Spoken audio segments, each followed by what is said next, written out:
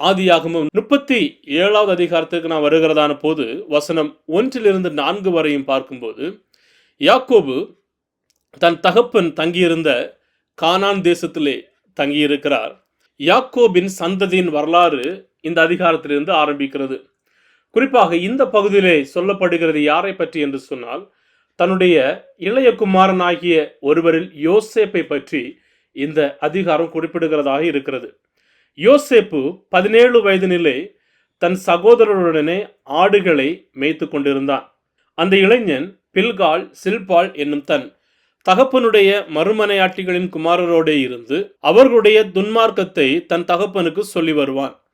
இஸ்ரவேலின் முதிர் வயதிலே யோசேப்பு தனக்கு பிறந்ததினால் இஸ்ரவேல் தன் குமாரர் எல்லாரிலும் அவனை அதிகமாக நேசித்து அவனுக்கு பல வர்ணமான அங்கியை செய்வித்தான்.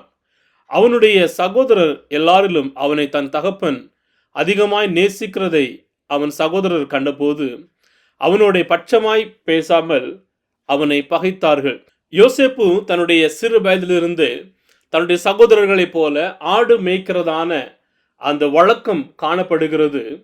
ஆனாலும் ஒரு முக்கியமான ஒரு பகுதி என்னவென்று சொன்னால், தன்னுடைய தகப்பனாகிய யாக்கோபு இந்த யோசேப்பை மிகவும் அதிகமாக நேசித்தவனாக இருக்கிறான். எதற்காக யாக்கோபு யோசேப்பை மற்ற பிள்ளைகளை விடவும் அதிகமாக நேசித்திருக்கிறார் என்று சொன்னால், நாம் இந்த பகுதியிலே பார்க்க முடியும். யாக்கோபுக்கு முதிர் வயதாய் இருக்கையிலே பிறந்ததான ஒரு குமாரன் இந்த யோசேப்பாக காணப்படுகிறான். அது மாத்திரமல்ல, இந்த யோசேப்பு யாருடைய குமாரன் என்று சொன்னால், யாக்கோபு மிகவும் நேசித்ததான ராகேலுடைய குமாரனாகவும் காணப்படுகிறான்.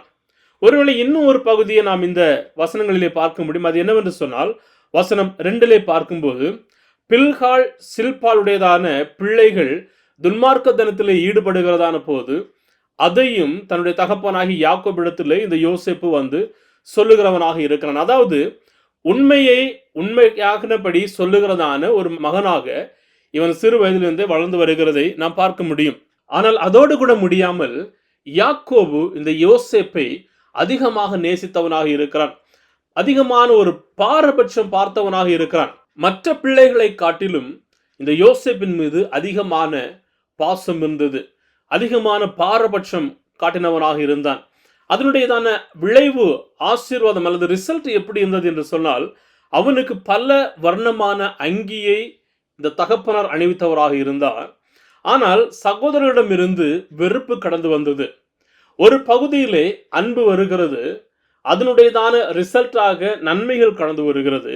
ஆனால் அடுத்த பகுதியிலே பார்க்கும்போது தன்னுடைய சகோதரர்கள் இவனை வெறுக்கிறார்கள், பகைக்கிறார்கள். ஏனென்று சொன்னால், தகப்பனார் இவனை மாத்திரமே நேசிக்கிறார் என்கிறதன் காரணமாக. அருமையான தேவ ஜனங்களே, பாரபட்சம் அநேக நேரங்களிலே குழப்பங்களையும் பிரச்சனைகளையும் பகைமையும் கொண்டு வருகிறதாக இருக்கும். ஒரு பெற்றோர்கள் ஒரு குழந்தையிடத்திலே மிகவும் அன்பாக இருந்து இன்னொரு குழந்தையிடத்திலே அந்த அளவுக்கு அன்பு காட்டாமல் இருக்கிறார்கள் என்று சொன்னால், நிச்சயமாகவே அதிலே அந்த பிள்ளைகளுக்கிடையே மற்றும் பெற்றோர்களுக்கிடையேயும் ஒரு பிளவு கடந்து வருகிறதாக இருக்கும். அன்பு பாகுபாடில்லாததாகவும் எல்லாரையும் உறுதிப்படுத்துகிறதுமானதாகவும் இருக்க வேண்டும். அதுதான் மிகவும் நன்மையானதாகவும் ஆரோக்கியமானதாகவும் காணப்படுகிறது. அநேகருடைய வாழ்க்கையிலே பார்க்க முடியும். அநேக சபைகளிலும் இந்த பாரபட்சங்களை பார்க்க முடியும். ஒரு குறிப்பிட்ட பகுதியினருக்கு ஒரு சில விதமான அன்பு, இன்னொரு குறிப்பிட்ட பகுதியினருக்கு ஒரு விதமான அன்பு. சில விதமான பெற்றோர்கள் தன்னுடைய அதிகமாக சம்பாதிக்கிறதான பிள்ளைகளுக்கு ஒரு விதமான அன்பு, சரியாக வேலை இல்லாமல் இருக்கிறதான பிள்ளைகளுக்கு ஒரு விதமான அன்பு. சில பிள்ளைகள் தன்னுடைய பெற்றோர்களிடத்திலே தாய்க்கு ஒரு விதமான அன்பும் தந்தைக்கு ஒரு விதமான அன்பும் கொடுத்து ஒரு பாரபட்சத்தை நாம் அதிலே பார்க்க முடியும். ஆனால் ஒரு குடும்பங்களுக்குள்ளே அப்படி இருக்கலாகாது. தேவன் அதை வெறுக்கிறவராகவும் இருக்கிறார். நாம் ஆராய்ந்து பார்க்க வேண்டும். ஒருவேளை நாம் அப்படிப்பட்டதான நிலையிலே காணப்படுகிறோமா? ஒரு பகுதி பிள்ளைகளையோ ஜனங்களையோ நாம் நேசித்து மறுபகுதியினரை நாம் விட்டு விடுகிறவர்களாக இருக்கிறோமா? யாக்கோபுடைய வாழ்க்கையில் அப்படி காணப்பட்டது. ஆனால் அது அந்த ரிசல்ட் விளைவாக இந்த பிள்ளைகள் எல்லாருமே யோசேப்பை வெறுத்தவர்களாக காணப்பட்டார்கள்.